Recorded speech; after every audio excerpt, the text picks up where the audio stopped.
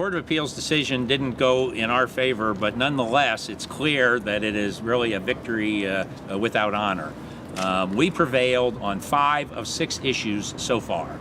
We prevailed in the district court on the matter of the substance of the petition.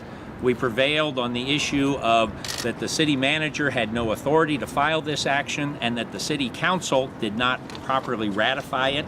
And we prevailed on the issue of whether or not the matter was legislative, which the court said it was.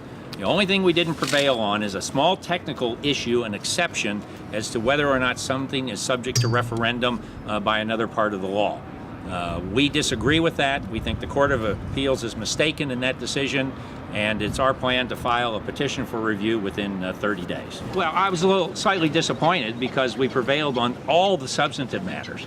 We prevailed on the fact that the petition was valid in its compliance to what the letter of the law said. We succeeded in finally getting the court to determine that it was a legislative matter to buy the entire Heatland Park. We prevailed on this issue that the city wrongly filed this action through the city manager and then didn't have the courage to, in essence, vote publicly on whether or not to ratify.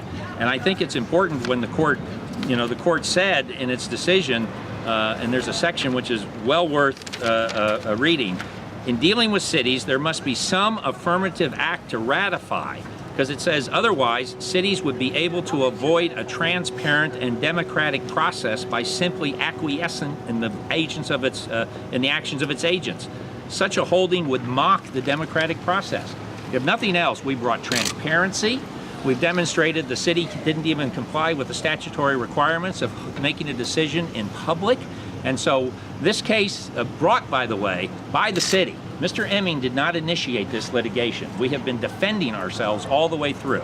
And so we think really disappointed in the ultimate result, but boy, we've made a lot of progress through the defense of this action and the defense of the 4,000 people who've asked to be able to vote.